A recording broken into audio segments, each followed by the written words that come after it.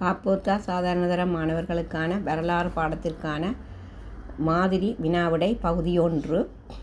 முதலாவது வினா, வல்லிபுர பொற்சாசனம் கண்டெடுக்கப்பட்ட இடம் எது?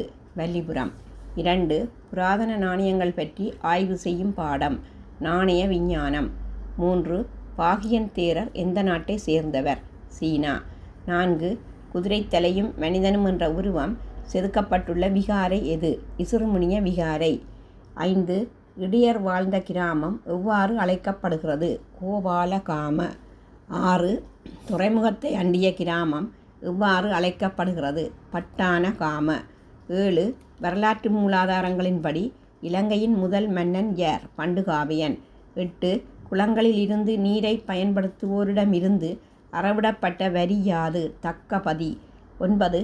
கோல்புருக் சீர்திருத்தம் இலங்கையில் அறிமுகம் செய்யப்பட்ட ஆண்டை குறிப்பிடுக. 1833. 10. நவீன வானியல் விஞ்ஞானத்தின் தந்தை என அழைக்கப்படுபவர் யார்? நிக்கலஸ் கொப்பனிக்கஸ், போலந்து நாட்டை சேர்ந்தவர்.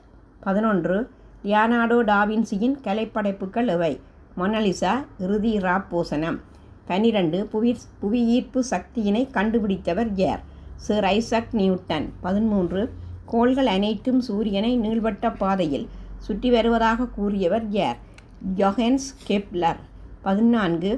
தென்மேற்கு நோக்கி இடம்பெயர்ந்த ராசதானிகளை ஒழுங்காக குறிப்பிடுக. தம்பதெனிய, யாப்பகுவ, குருநாகல், கம்பளை, கோட்டை. இந்த வீடியோ உங்களுக்கு பிடித்திருந்தால் லைக் பண்ணி ஷேர் பண்ணி மறக்காமல் சப்ஸ்கிரைப் பண்ணுங்கள். நன்றி.